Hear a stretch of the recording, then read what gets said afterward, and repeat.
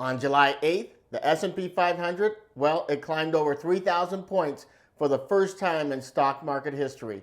How would you like to earn a small fortune in the stock market in 2019? If so, keep listening. Welcome to the Money Growth Academy. My name is Dee, and this is where you learn to master your wealth to free yourself. We give you real practical and tactical knowledge and skills to improve your EKG. That's right, that's your ability to earn, to keep, and to grow your money. Did you know there are now more people invested in the stock market than at any other time in the U.S. history? And thanks to fintech companies like Robinhood, M1 Finance, Stash, Acorn, and a host of others, it's now easier than ever for any person to enter the market. Here's the secret to winning in the stock market. Listen closely. There are no secrets, just some tried and absolutely true principles that when you learn them and apply them consistently over time, produce success. All of them hidden in plain sight. In this video, I'm going to give you 5 ways to create a small fortune in the stock market in 2019. And starting with number 5 is invest in penny stocks. Many new investors get lured into buying penny stocks on their pursuit to stock market success. I really don't call this investing, at least in my limited opinion. It's more in the realm of speculation and not investments. Penny stocks are usually very volatile and by nature riskier. Because of this, well, they're more susceptible to price manipulation. There's always one exception though, and that one exception, and I might as well talk about it, is Monster. Yes, the energy drink Monster. If you would have bought it, well, back in 1996 at 4 cents a share, well, you'd be pretty rich right now, seeing that it's worth $63.53 per share today. But before you get too excited, this is extremely rare. The odds to win at penny stocks, at the penny stocks game at least, is, well, it's more like gambling. And number 4, watch Kramer and pick the stocks he's hustling. Peter writes, should I be worried about Bear Stearns in terms of liquidity and get my money out of there? No, no, no. Bear Stearns is fine. Do not take your money out. This is really, look, if there's one takeaway other than a plus 400 somewhere, Bear Stearns is not in trouble. I mean, if anything, they're more likely to be taken over. Don't move your money from Bear. That's just being silly. Don't be silly. I think I've said enough here. The reality is no one cares more about your money than you do. And number 3, you do a Google search of the best stocks to buy in 2019, and you buy them. Well, let's take a look back at one of these lists. Kiplinger Financial Magazine put out a Kiplinger Picks for 2018. The 18 best stocks to buy for the rest of 2018. It was on May 29, 2018. We created a table to help you walk through these picks. Now, I used the stock price for each of the stocks on the date that the article was published, which was May 29, 2018, and gave an end date of July 22nd, 2019, and the price of the stock on that date.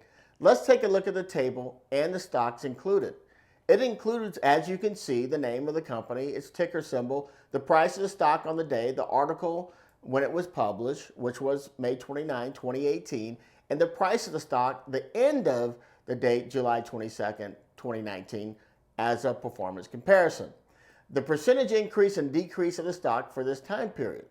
The companies listed are, as you can see, Adobe Systems, Align Technology, there's Google, there's Amazon, Aptiv, Barrick Gold, Boeing, Silgene, Cognizant Technology, Facebook, General Electric, Hanes Brands, Lowe's, Lamb Research, MGM Resorts, PayPal, TD Ameritrade, and U.S. Bancorp.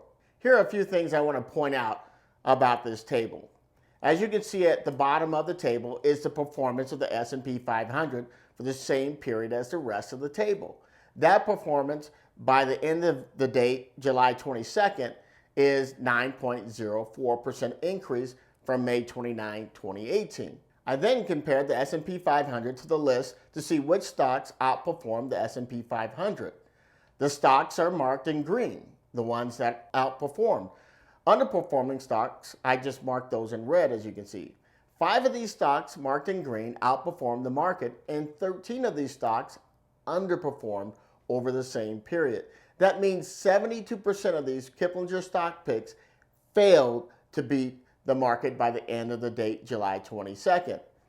I have 3 questions regarding this table. How would you have known which stocks to pick from this list?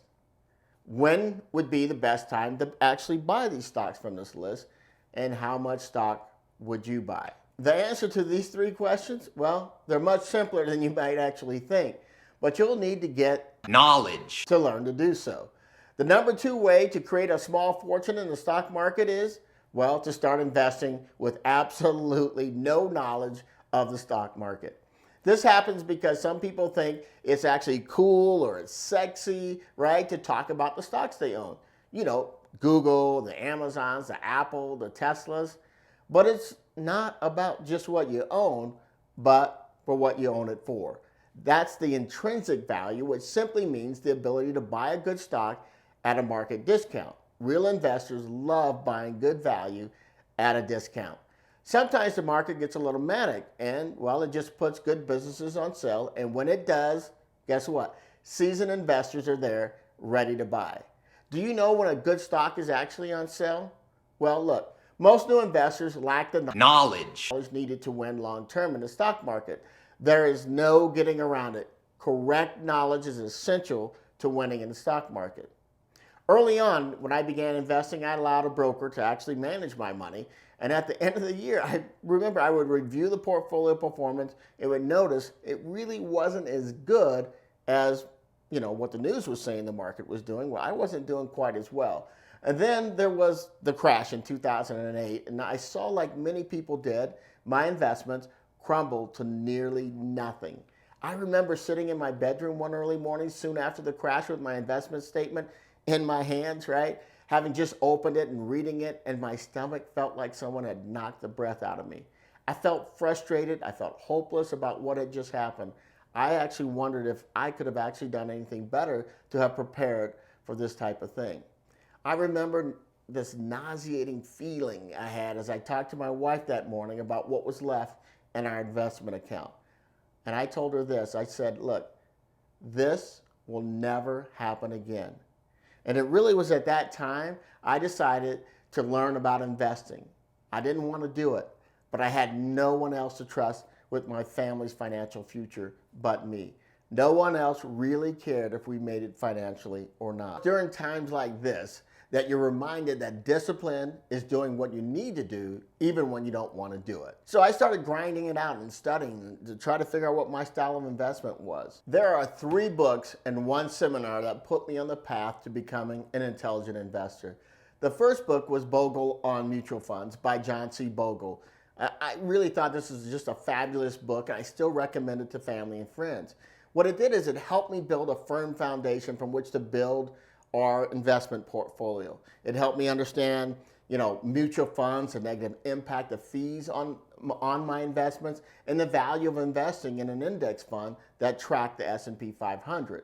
And then there was Rule 1 Investing by Phil Town, another fabulous and easy to read book that helped me focus and understand the stocks, how to make a stock selection, and then introduced me to the concepts of individualized stock purchasing.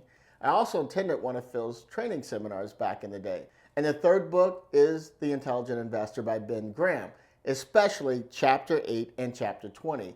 Look, it's a hefty book, but if there are 2 chapters I would tell anybody to start with in this book, it's these 2 chapters. And that's Chapter 8 and Chapter 20. And then go back and read these chapters over and over. This book is not one of those books you need to start on page 1 and then end at the end of the book. At least for me, it wasn't. Reading and rereading these 2 chapters will shape your understanding of investing forever. Since then, I've read every book I could find written about Warren Buffett and countless other investments and economic and behavior and psychology books to refine my decision-making process and to better manage my natural biases that would typically cloud my investment and judgment. Once I decided to take control of my family's investments, I'd never look back, and have successfully grown my family's investments for over 11 years. And the number 1 way to earn a small fortune in the stock market is to start with a large fortune and then apply the other 4 ways to create a small fortune in the stock market, and you will have successfully shrunk a lot of money into a smoldering, small, pathetic pile of cash. There you go. 5 ways to create a small fortune in the stock market in 2019. You know, winning the stock market is simple and it's principle based, but it's not easy. If it were, more people would be winning than losing in the stock market. So I'll tell you what, in the next 4 weeks, I'm going to walk you through a 4-step process for selecting stocks that will forever change the way you pick stocks. And on top of that, I will draw the name of 5 people from the first 20 people that leave a comment on this video, and we'll let you pick a stock that you're interested in, and I will personally do a free personal and private live walkthrough of this 4-step process with you about the stock that you select, so you can learn and decide if that stock or any other stock is worth buying. Tell you what, if you like this video, give us a thumbs up, and if you haven't already done so, hit the subscribe button and the notification button so you're notified of our upcoming videos designed to help you earn more, keep more, and grow what you keep. See you next week.